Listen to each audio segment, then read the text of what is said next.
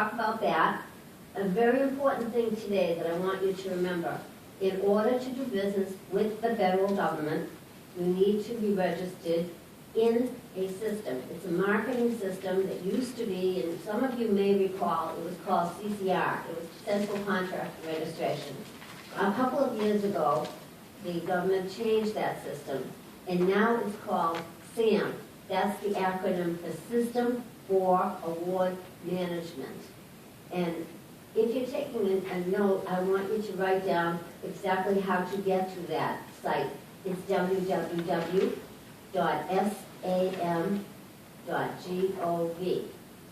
And it's important that you note that GOV at the end, because it is our understanding that there are some bogus sites out there that if you go in and up on the list, if you Google it, let's say, sometimes another agency comes up or another actual site comes up, which is COM at the end. And we've heard that that particular site is trying to charge you for getting into SAM, and it's very important that you do not have any charges. It's a free system. So that is very important to know, that you need to actually log in, register yourself. It's a process, and then it will tell you, an email will come to you saying, yes, you are now registered. There are actually two parts to it.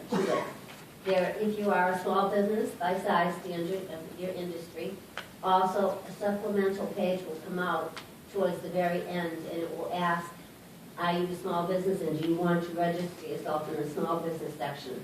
That's very important in your case. So don't omit that, because don't just assume that if you're registered in the main part of SAM that you're also in the supplemental page. It's called the Dynamic Small Business Search Area. And that is a marketing tool that you need to do, because the contracting offices are looking for you. They do searches constantly, every day. Every contracting officer that I know searches for firms. So make sure that you're in both SAM and in the supplemental page of Dynamic Small Business Search. So those are sort of the commercials I wanted to tell you about. But now we'll go on to there are certifications that are called self-certifications. And then there are full certifications.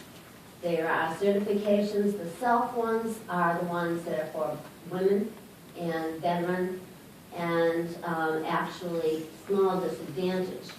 However, there are other two certifications which are my main topic today. They're 8A Business Development and HubZone. Now, those two certifications can be done online. You also have to be in SAM in order to even begin to get certified in either one of those. But what you do is you go online on the 8A, and to get in, you go into www.sba.gov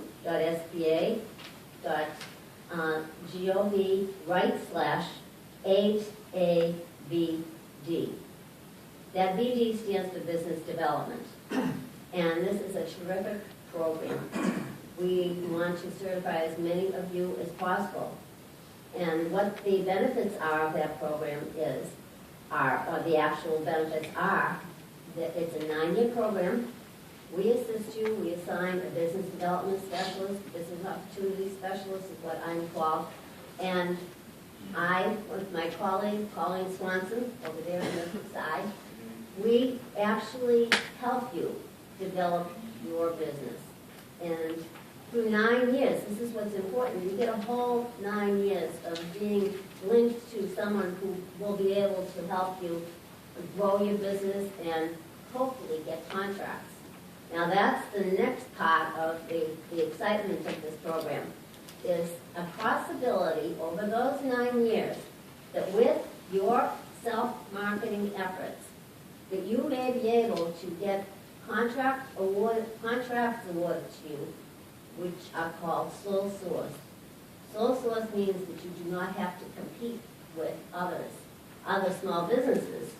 You may have to compete in a way with some of your other colleagues in the 8A program if the range of the contract is over, let's say, $4 million, because there is a cap for sole source.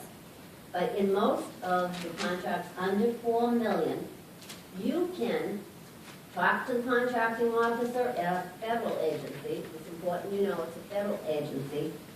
And if you give your capability statement and all the highlights and your resume type listing of what you have done, offer that to the contracting officer. Get to know that contracting officer. Speak with them, and often. Speak with them often, and possibly visit. And if you see them at trade shows, make sure that you give them an awareness that you are there and you're seeking work. And eventually, when there is an opportunity that comes up, and you can find these opportunities by looking into the agency websites under what we call forecasts. That's when all the agencies list the different awards that they want to make during the year. The fiscal year for the federal government runs from October 1st to September 30th. So now the budgets are mostly available for all the agencies, and they know what they have available. So this is what you need to do. You need to go and market and try to find out what the opportunities are, what's out there. Can I do this? Look at the forecast. This is a job I might be able to do. Contact the person that's listed on the forecast listing at that agency and say you'd like to speak with them, you'd like to meet them. Is there something that you can send in to help you get that job? And also, sometimes at that particular time, you can also contact your business opportunity specialist and ask if there's assistance that the BOS, the acronym BOS, is able to offer in that regard. So those are the benefits of actually being in the 8A program. Now, the requirements are, as all the other certifications that were mentioned earlier, the other racial designated races, plus Native American as well. However, one very important factor with the federal certifications is that we also do allow, under certain situations, we call preponderance of evidence. We are now allowing women businesses that might be, even though they might be owned 51% as all the others required, 51 owned and controlled by a minority individual, women are not basically considered minorities in the federal government. However, if a woman is in a field that may be considered a male-dominated field, as electrical work, for example, that particular company might be eligible to get into the 8A program under what is called preponderance of evidence, meaning that it is more likely true than not true that a narrative that the company, that particular individual that owns that company puts together, saying they feel that they have been discriminated against, and they feel like they're disadvantaged, and they have maybe 3 to 4 instances of definite discrimination over the time of their life, sometime in their education, sometime where they felt that they, even in another job, they worked in another job, or if they were working in this business that they have now. If there are 3 or 4 instances, and those are, we don't feel that that is very difficult to find these days. There's a lot of discrimination that happens, and with a business that is male-dominated especially, those instances are not hard to find. So that's why I wanted to bring that out today, that it's important for you all to know that it's not just the designated races. It can be a woman. It can also be a white male that might be handicapped in some way. He might be fine to run a business, but maybe if he's gone to look for work or look for contracts, someone may have thought, oh, gee, I don't want to deal with this person. If that is the case, you should, if you're in that situation, you should try to remember some of the details, because that is important for your preponderance of evidence statement, to state names, dates, and places. And they're not something that had to be a court case. It's just something that you can recall. Say, you don't have to have the exact day. Let's say you don't have to say it's November 4th, 1975. But you should say sometime in whatever year, and say, in Boston, I went to this company, and then it's time to say, name a company. They're not checked on, they're not something that the company is going to get in trouble for, so you don't have to be concerned about that. But it is important to know that there are a lot of ways to qualify for that, for this exciting 8A program. You have to be in business for at least 2 years to qualify. You have to be small under the standard industry codes that someone had mentioned. It's the acronym is NAICS because it stands for the North American Industrial Classification System. You can Google that and you can find a listing to see how you qualify and if you're considered a small.